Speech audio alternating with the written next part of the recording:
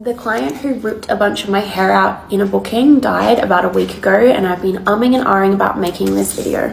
If you've been on my page for a really long time, you'll probably remember the story of this client. So it's about 8 months ago now that I saw him. At the time, it was my very first time going on tour, and I was through Sydney. He was my second client, pre-booked, but he was actually the first client. I saw the client before him, no call, no showed.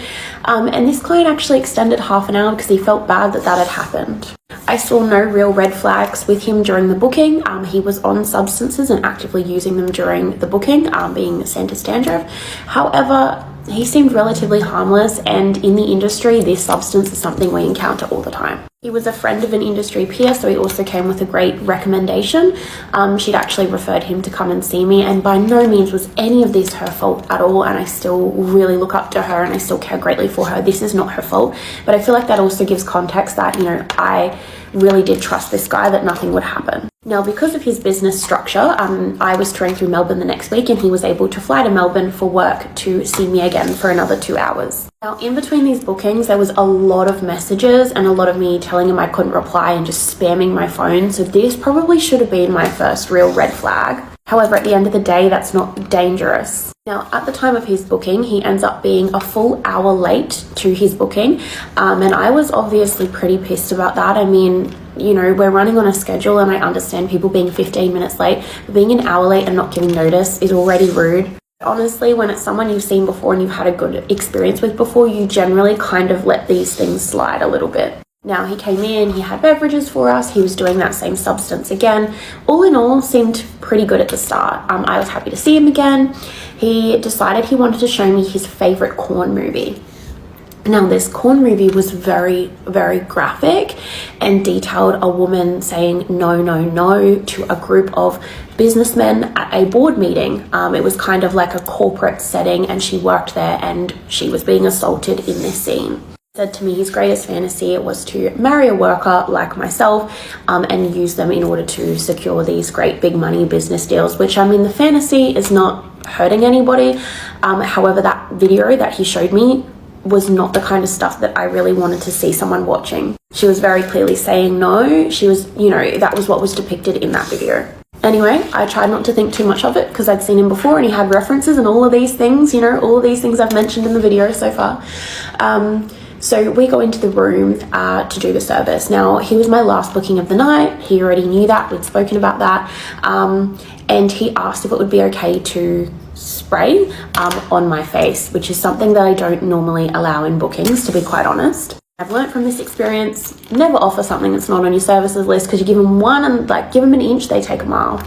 Anyway, I agreed to it because my makeup needed to come off anyway at the end of the day. Wasn't really going to bother me. Now, I never should have done that.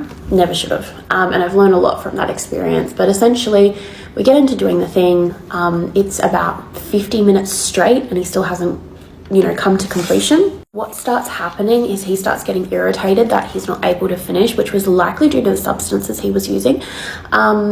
And my alarm starts going off because it is the end of the booking, right? And he yells at me, "Go and shut that thing off. I'm nearly finished." I go and turn the alarm off and I come back and he's like, "Okay, this is how we're going to finish it," you know, on the face.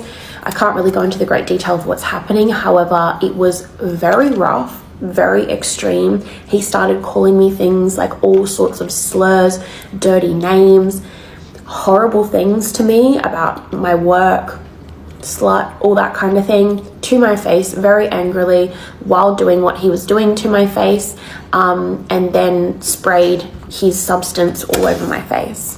I also want to add that this client did not have my consent to or did not ask to do that to my mouth without protection on it. However, he was a lot bigger than me and he was using great force to do this to my face, and I actually could not breathe or swallow or do anything. In doing so, while he was keeping me in that position in order that I couldn't pull myself off him or ask him to stop or tell him to put a dom on, he had hold of my hair. Now, while he had hold of my hair and he's doing that to my head, he's ended up ripping out my extensions, which right now I haven't put the bottom one in so that I can show you. It's now been 8 months and I still have, thank you Rupert, this layer of hair. I know it's a little hard to see, but can you see how short this is and broken? This is 8 months of growth back here. The whole bottom layer from here down is this short and it's very thin and this is from that client. On top of that, obviously after this assault, the time had already gone off before he finished. I just wanted him to leave because I wanted to have a shower and cry. And I didn't want to cry in front of him. I didn't want him to know that he'd broken me. He continued to stay half an hour overtime doing his substance on my dining table. I sent him through a message addressing what had happened in that booking and how I wouldn't ever see him again the following day, and I have proof of that on my work phone, and I went into detail of this assault and what had happened. Now, it was pretty traumatic for me.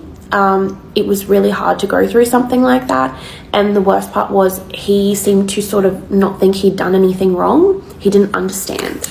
He ended up sending me the money to cover that half an hour of the booking that he'd overstayed, but he never paid for new extensions, which I had to buy at that time. And obviously this regrowth and the damage to my hair, it's now 8 months later and it still looks like shit. I can't wear my hair up and show any of the back of it. All of this story to say that, yeah, a week ago, I was sitting on my phone scrolling on Facebook, and I saw a news article that he had died. He'd booked me under his real name. He was very high profile. I knew exactly who he was, but I had no intention to destroy this man's life over this. I will save that for a day that I really need to destroy someone's life, and I won't mention his name in this video. Serves me no benefit to talk negatively on the dead. However, I do have to admit that I didn't feel sad seeing that post. And I don't know if that makes me a bad person, but I didn't feel any empathy for him because he clearly didn't feel any empathy for me. And I am haunted by that experience. You know, I think about that every time I see that broken hair on the back of my head. I think about, you know, how watery my eyes were. I think about how I looked after that. I think about how I cried in my hotel room after that booking in a foreign place in Melbourne. I'd never been there before. So yes, there's a not so glamorous story time. This is what the industry is really like. You have horrible things happen to you, and you know, I don't want to paint the clients as all bad, but there is definitely bad here. If you can't handle these things, this isn't the industry for you. And yeah, I think that's all I have to say on this, but it was very strange to see he'd passed because he was not much older than me. He was not like an older guy. There was only a few years between us. But yeah, I'm gonna leave it at that.